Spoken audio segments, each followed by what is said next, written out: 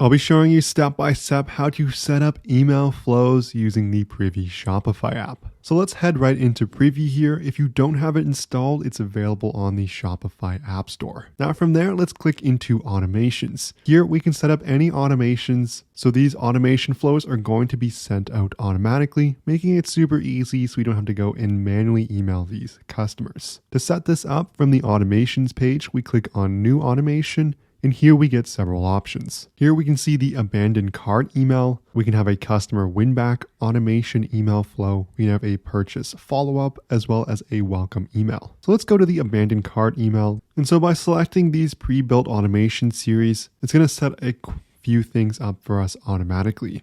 So on the left-hand side, we have our trigger settings. So this is going to show when this is going to be sent to the customers. So we can set things like the minimum cart value, the maximum cart value. We can restrict these carts to contain the following product collections. By default, it's going to be all products. We can add a coupon code. We could also set the email time delay. We can edit all of these by clicking edit settings, and we can toggle these off or on. In the center here, we have the emails that are being sent out. So when you click on the abandoned cart email flow, it's going to set up 3 emails automatically. The first one's going to go 1 hour after cart abandonment. The second one's going to be 23 hours. The third one is going to be 1 day after. We can edit any of these by just clicking on the edit time delay. So maybe I want it to be 4 hours, and it's going to automatically adjust these to show it's going to be 27 hours now because it's going to be 23 hours after the first email. We can click save settings in the bottom left to finalize those. We can also go and edit each of these emails. To edit them, we would just click on the pencil icon. And for each of these emails, we can adjust the subject line as well as customize the email completely. Now we would want to do so we can match the branding of our Shopify store. So we're going to have consistency throughout. So we can add different elements on the left-hand side just by dragging them over into our email. And we can customize each element in the email by clicking on the specific element. To note, I'm going to skip over this for now, just not to make this video too long. But I'll create another video on how to use the email editor in Preview. To finalize these changes, you can click Save here, and I'm going to click on Back to Series. Now to activate this email flow, you're just going to click on Activate in the top right-hand side. So that's an abandoned cart email flow. Let's go through one more example here by clicking on New Automation. Let's go for a purchase follow-up.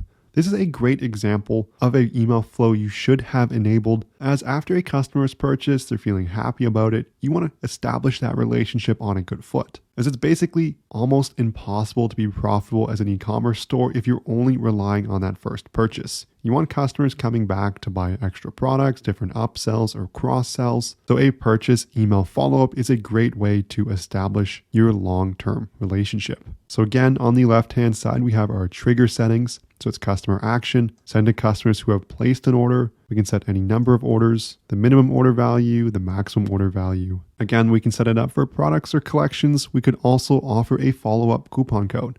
Hey, thanks for purchasing. Here's 20% off your next purchase. We can also set the time delay as well, all by just clicking edit settings. So again, we could customize the email here by clicking the pencil icon, changing the subject, and also designing the email to match our brand. What I've seen a lot of e-commerce brands do well is they tell a little bit about the company in their thank you email and make it more personal. They could say, hey, it's from the founder here. I want to thank you for your purchase. I think you'll really like X, Y, and Z about our products.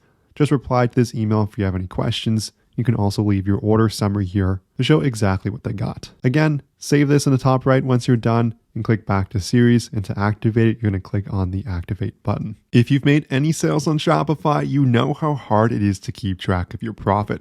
That's where our sponsor Profit Calc comes in, the one-click profit calculator available for your Shopify store. All you have to do is select the date range you're looking for to get real-time calculations. It's going to include everything from your ad spend to your cost of goods sold to your transaction fees, so you can get a true understanding of how your store is performing, letting you make smarter business decisions. It includes a ton of different details and analytics, so you can stay on top of your business. There's a 15-day free trial, so you can test drive everything for yourself, and you can find it in the Shopify App Store by searching Profit Calc and then looking for this logo in the top left. There's also a link in the description below, so you can get access to the Shopify app listing directly. So this concludes the video on email flows. We went over 2 different examples on setting up both an abandoned cart email flow and a purchase follow-up. If this video helped at all, make sure you smash that like and subscribe button below. If you have any questions, leave a comment. But thank you so much for watching, and I'll see you in the next video.